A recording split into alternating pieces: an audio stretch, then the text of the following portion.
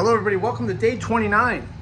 The most requested thing from yesterday's video was, Tom, can you share exactly what you put in your coffee? So I've said this before, it varies, but the staple tends to be right there. This is what I was talking about, ghee. Organic ghee. This is what I was talking about with the butyrate. Now, that's a staple. The other staple is unsweetened coconut milk. Hang on, I'll go get it. Hang on.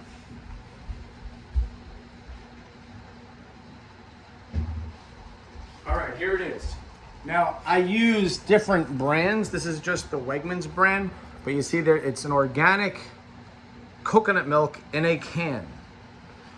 Okay, so obviously there's a lot of different brands. Unsweetened coconut milk. So those two are definitely staples. That's delicious. Sometimes I'll do things like put, here it is, MCT oil in there. Different conversation. But we're not going to go down that rabbit hole with the MCT oil. But in terms of coffee, the main thing I was talking about yesterday was butyrate. You guys asked about what I'm putting in my coffee. I'm going to answer that, and then we're going to get back to the gut microbiome. I put in certain spices, pumpkin spice. Sometimes I'll put ginger, looks like this. Sometimes I'll put cacao powder. Sometimes I'll put something like this, which is a turmeric blend. It has turmeric, black pepper, cinnamon, ginger, stuff like that. So, you know, it blends like this. You know where you can find stuff like this? You can find it at Home Goods for nothing. And that's the other thing. I always put some collagen, sorry, that's upside down, the collagen peptides in my coffee as well. There's 10 grams in here.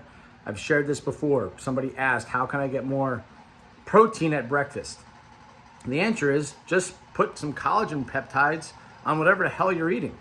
This is 10 grams in there. And it's just protein. And the research, by the way, guys, collagen protein was criticized for a long time because there was a belief that once collagen peptides hit your stomach acid is just going to rip those peptides apart, break them down into their single amino acids, and so it's pointless to spend all this money. Turns out that the collagen peptides can survive that, they can not bypass, but they survive the stomach acid. We're not even quite sure how or why, but it is clear that they are, and therefore can be assimilated into things like your beautiful skin and connective tissue, all these things that are so important for joints and skin looking beautiful. I mean, look at this face. Now, how else? So that's, you get the idea for the coffee. What else can we do though? You guys are asking about fiber. What else can we do for the gut microbiome? So again, these are things I've shared in the past. I've done cooking videos, but this is the Ezekiel bread. So I'll read right from the package here. Ezekiel bread, here we go, has so for 80 calories, you're getting 5 grams of fiber, 5 grams of protein in a bread. For 80 calories, you're getting 5 grams of protein and 3 grams of fiber. You're getting 0 sugar. Okay. This is the flax Ezekiel bread. That's pretty damn good. I mean, you're already up to 3 grams. Chia seeds. So 1 tablespoon, just 1 tablespoon, has 4 grams of fiber, 2 grams of protein, 0 sugar. So what you could do is you can take a tablespoon and a half to get 6 grams of fiber.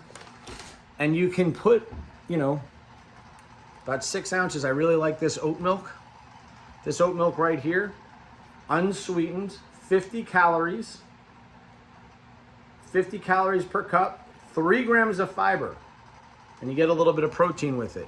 I mean, what I like about this is it doesn't have any of those linoleic acid oils that I talked about, where a lot of the other ones will. You pay attention to the bottle, what's in it. When you see things like safflower oil and whatnot, try to do away with it.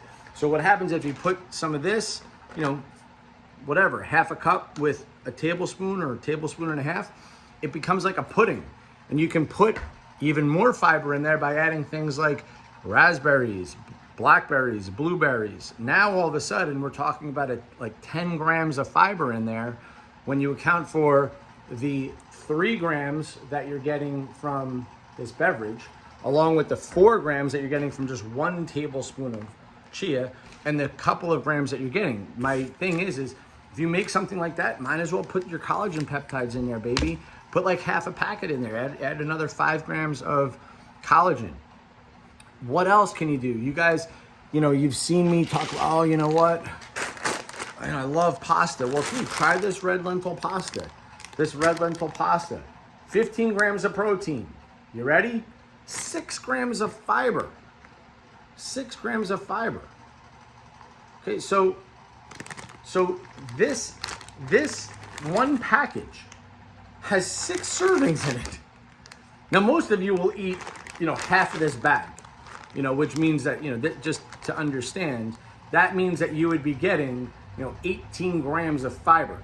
You'd be getting 45 grams of protein too. But just understand that, you know, when it comes to like, so imagine if this were like just regular penne pasta, like it's like highly refined, you'd be getting almost no fiber. Okay? So the point is that, and almost no protein, you'd be getting very little protein, and the protein that you are getting is gonna be gluten based, like highly refined.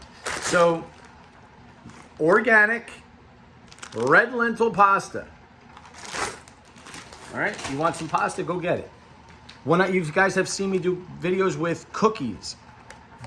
All of them are gluten-free. I used varied forms of fiber, but for example, if you want to get something, if you want to sneak even more fiber in there, most of those flours that I use are already high fiber. So you just put like for 2 or 3 minutes, you can heat up some of this oat milk, heat it up and put, here, I'll read you, 1/3 of a cup, just 1/3 of a cup. 1/3 of a cup is 7 grams of fiber, 7 grams of protein. See guys, if you want to change, if you understand the relevance of what's happening, meaning if you realize what's at stake, you find ways to figure it out. You start looking at things. You go where I tell you to go. You shop in the organic aisle. You start looking at labels. You start asking better questions. What about this? What about that? What about this? And then you refine over time. I am taking a lifetime of shit that I have learned and is really valuable to me and sharing it in a streamlined fashion to you guys so that you guys don't have to make the same mistakes I have. So when it comes to changing your gut microbiome, I'm sharing my coffee with you in terms of that's how I get my butyrate. How do I get my fiber? Fruits, vegetables, some of the things I just shared with you, some nuts, some seeds. And that's how I'm able to get 50 grams of fiber in a day without much problem. Again, most of you are eating about 20% to 30% of that. So you titrate up slowly and over time. Maybe each week you strive for another 2 to 3 grams. And you see how's your digestion, you see how you're doing. It's important that you do it slowly and over time.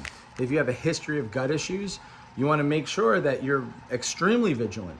But one of the things that we see here with the butyrate, and there's research on this, is just getting the butyrate into your gut is going to be helpful for most of you that have long-term gut issues. There's research on that. And you can get that from the ghee butter. All right? All right, are we having some good conversations? Are we starting to get it? Why it's so important to change your gut? After that discussion yesterday, what I talked about in terms of what we see when we start to change the gut microbiome, when we start to use probiotics, when we do fecal transplants, we are altering what's happening in the gut and in the brain, and that will change behavior, that'll change cravings, it can change your personality. So do you want to get it through a fecal transplant, or would you rather just start to change things in your diet? Less sugar, more fiber, more butyrate. You get the idea. All right, guys. Have a great rest of the day. Exactly 10 minutes.